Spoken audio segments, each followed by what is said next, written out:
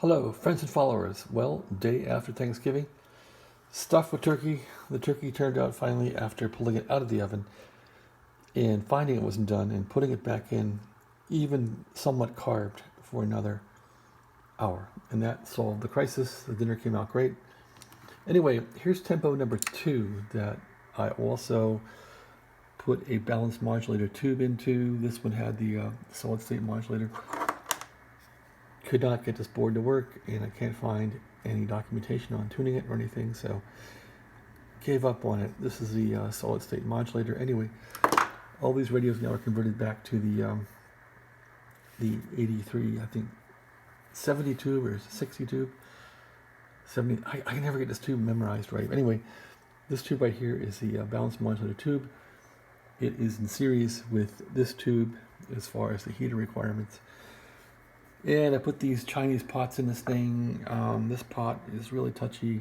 I'm going to pull it out and put another one in. But for now, the modulator is balanced. So when you check your modulator for balance, you want to make sure you have drive on this thing. So here I'm at 80 meters. Go to operate. I do have some power coming out on that light bulb back there. When you go to SSB, you don't want to see any power out. With the mic up, even no power out. If you put a microphone in the radio, I can just get some AC current onto the leads here, and you'll see that the meter will twitch up. The light and back will light. I'm putting on some AC hum. That's how you know your balanced modulator is working when you don't have a microphone yet. Okay, so that's that. Let's tune this radio up on old bands, like I did for number 1 radio, and this thing has RCA 6JS6s in it. I thought these tubes were shot, but they're not. The radio wasn't tuned up right. The solid state modulator was not working right. So that pretty much makes this one a working radio too. Okay, tune mode. Mic gain down a bit, 80 meters. Put this in the middle of the grid. We're on 80 meter band now, and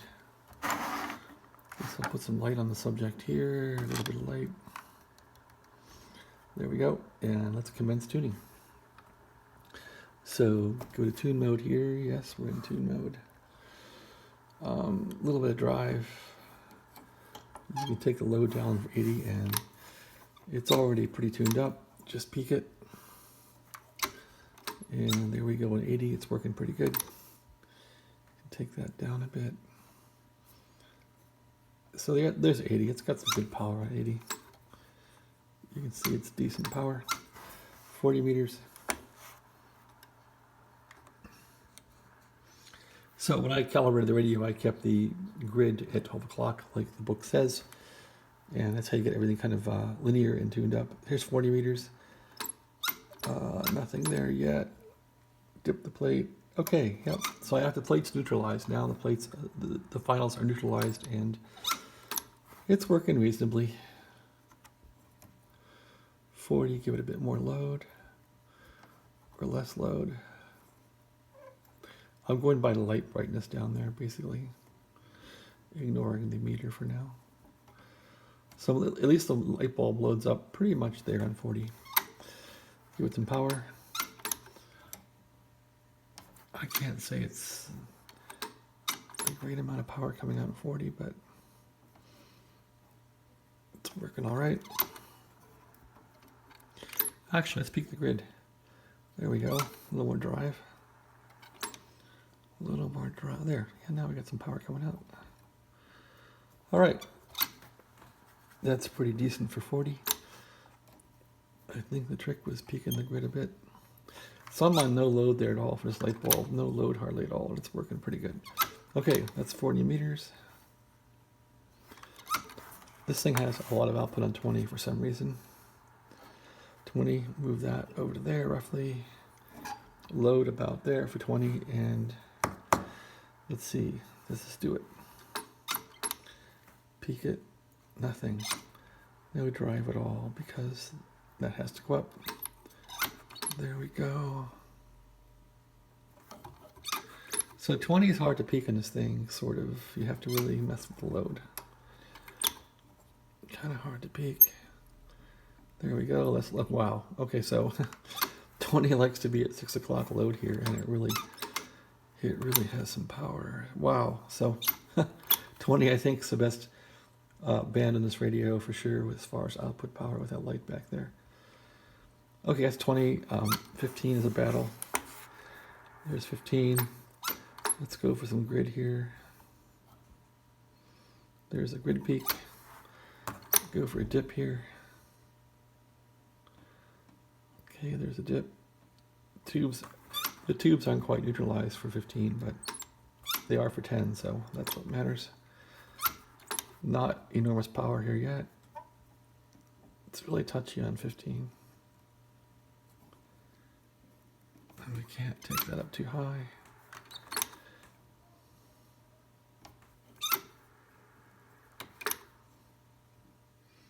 Anyway, 15 works. It's not the best band in this thing for transmitting, but it does work.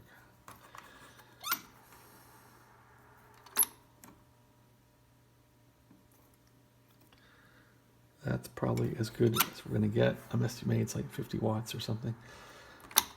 No, it's a little better. It's even better. It might be 70 watts. Wow. Okay, yeah, 15 will work. You just got to move the load a shade to get it to go. So that's almost 100 watts, I'm thinking, right there on 15. On the 10 meters here. Yeah, 15 was bad. 10's even worse to tune, that's for sure. But it's got a lot of drive. Okay, let's try and go for a dip. Okay, there's some output on 10 back there on the light bulb. Just fuss the load. I'm going to take a load up a little bit, just a tad. Go for a peak. Nope. Go down and load. Yep, it wants down. Okay, so 10 wants less load. And 10 will have a decent signal. Look at that. Not bad for 10. It's kind of fluttery though. Something's going on bad.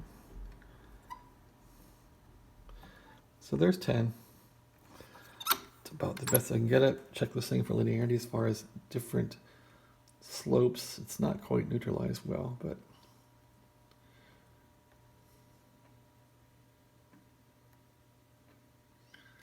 I guess I could tweak this thing a bit. To neutralize it, be careful. This is probably high voltage in here. Neutralize on 10. I'm just going to move this thing a tad one way and see how it works out. There, now let's check it. And that's no better, is it? Nope. Move it past where we were and the other way, to the right. Like that.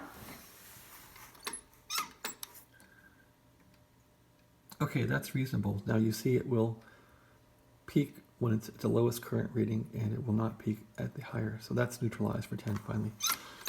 So that's a good thing. And it should carry on to their bands. I doubt it, but it might. Okay, so that's good for 10.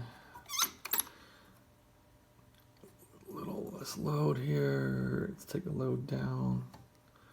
Probably frying these tubes out, right? Okay, it's enough on that. Here's 15 meters again. Let's see if the neutralization affected 15 meters. Take that down. Let's go here. 15. Let's take this up a bit. There's some peak on 15, 15. Might be all we're going to get. 15 is reasonable, but it's the weakest band and this thing has. All right, back to 20.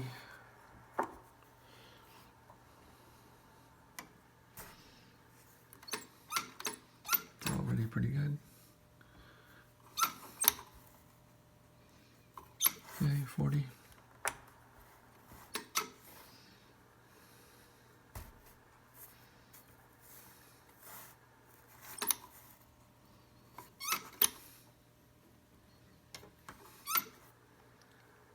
I think 40 likes load. No, it doesn't.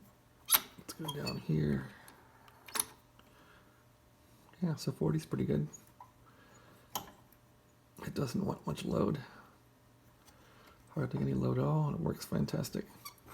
Okay, 80 meters. This thing is very strong, as you saw from the last part of this video. Back to 80. There's 80. Yep, 80 is very strong. It's not really neutralized, but it's working. All right, well, that's that. I gotta oil this switch. Squeaky. Anyway, that's it. So it looks like number 2 radio here is working pretty well. I'm gonna replace that with another pot. It's kind of touchy, but it's working for now. I should probably just take put a fixed resistor in there, but now I'll put a different pot in there.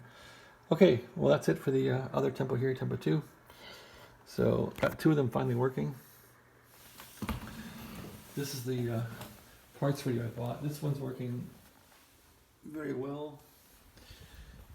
You just saw this one work. This is the best one I bought on a Lark. I think I didn't pay much for this one, but this is the cleanest one I have. This one got struck by lightning because the relay was bad. The TR relay was smoked in this one, so that's why I bought that one to fix this one with. But it turns out that the parts radios receive better than this primary radio. This is a very clean radio, but it was struck by lightning. I have to get the 40 meter part of this radio working, but it was hit, and I think there's some values in the bottom now that are bad on the RF deck side of it. So what I'll probably, it's so clean though. This is a very clean, beautiful radio. It was taken care of. So what I want to do with this one then is measure off the resistance in the RF deck here, and I'll probably put a gimmick in here for a capacitor, because these really don't seem, it doesn't need much capacitance. So there's something here blown up in this section here. I did find a smoked resistor, put a new one in, but something here is not working well in 40 or 15 or 20 on this thing, so I gotta fix that. And that'll get 3 of these working, I suppose. And all with the